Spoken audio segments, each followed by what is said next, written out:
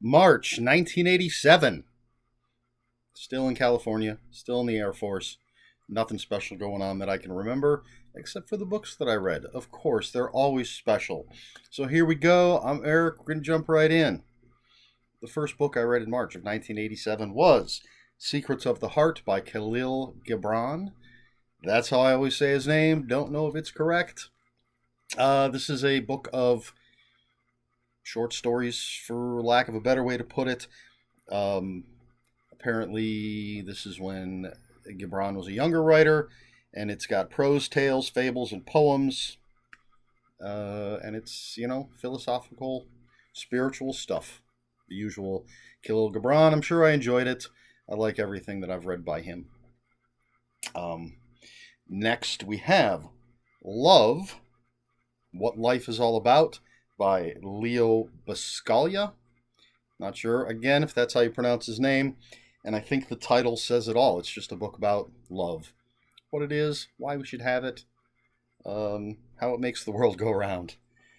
It's nonfiction. Is that the first nonfiction I've had on this list? I don't know. Next up, number 3, Fletch's Fortune by Gregory MacDonald.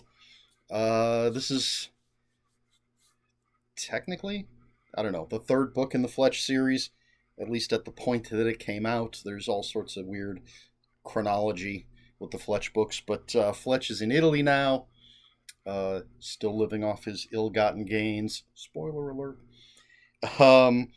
And some FBI dudes come up and basically tell him he needs to go to the American Journalism Alliance convention and work as a spy for them, or they will arrest him for tax evasion.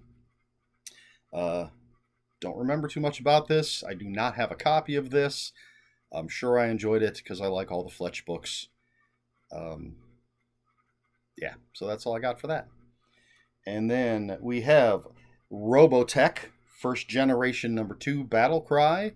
More Robotech-y science fiction, giant robots and spaceships and alien invasion goodness.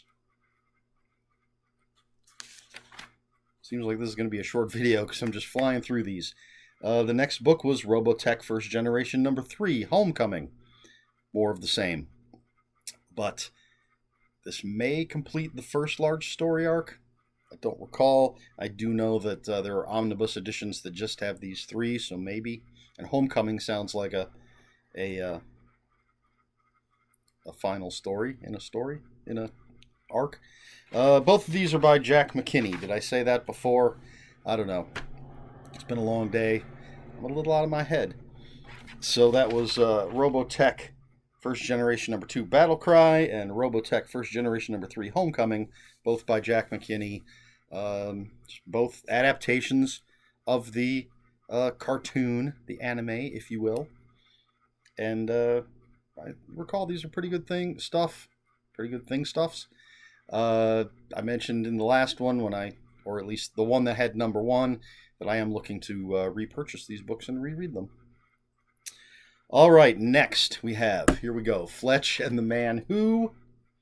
And in this one, Fletch is a press representative for a Governor Caxton Wheeler, who's on a presidential campaign.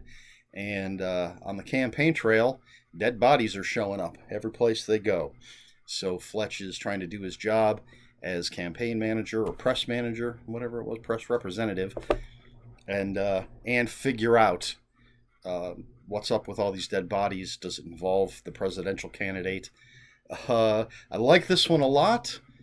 And there's one scene in particular that I remember for some reason. I don't know why it stands out in my head, but they're at a stop somewhere, maybe at a school, because there's a bunch of little kids, and the candidate, as he's walking to where he's going to give a speech, I don't know, he's walking through a bunch of kids, and he does a couple little magic tricks, and, making like quarters appear. I don't remember specifically the trick, but I think it's like the making a quarter appear from behind someone's ear, and he ends up giving coins to some of these kids as he does these tricks. Hey, this coin is behind your ear. Here you go.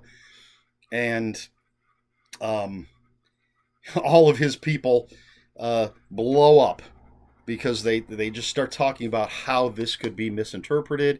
He's showing favor to certain kids. He's leaving out certain kids. This can create a negative image when it's on TV. You know, of course, it's all going to be in the news, and people are going to spin it. And I don't know why this stuck out, why I remember this, but let's see. The original copyright is 1983, and it's something that is obviously still relevant today. Everything that a politician says now gets spin. It's just we're not far away from a big election, and things are crazy. But yeah, that particular scene just stuck out.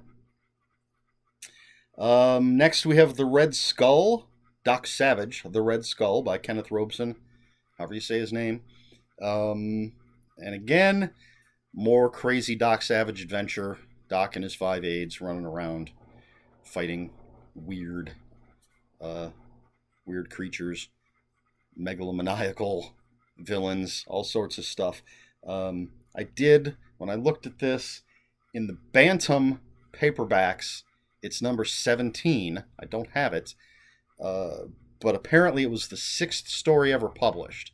So I guess the Bantam books were all just published willy-nilly, no sense of order. I don't know if that goes through the entire publishing line of the Bantam books. I don't know why they did that, but apparently that's the case. But, again, Doc Savage, fun stuff. And then finally, the last book I read in March of 1987 is Flynn by Gregory MacDonald.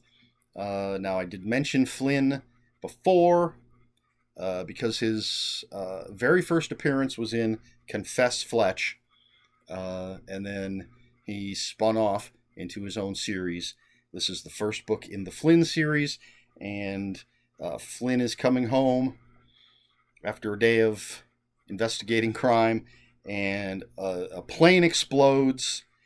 The American... No, wait, wrong one. Here we go. The Human Surplus League claims credit. Flynn isn't sure he buys that, and so he starts investigating what the hell happened.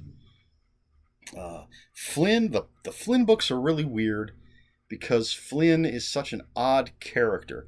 He works for the Boston Police Department, but he's still... which has detectives, but not inspectors, but he is still Inspector Flynn. And he seems to, at the very least, have a past with some sort of European, Irish, perhaps, or at least United Kingdom secret organization.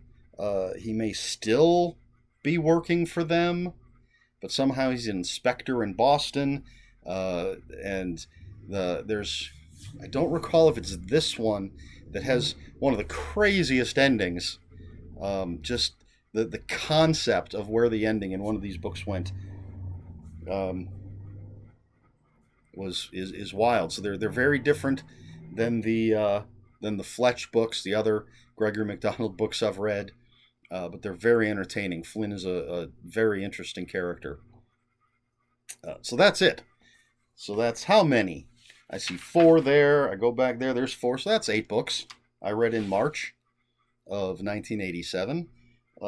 Not a bad little grouping of books.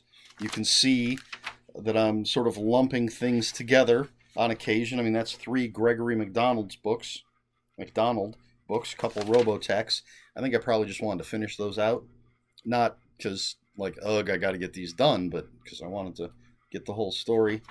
Always sprinkling in some Doc Savage.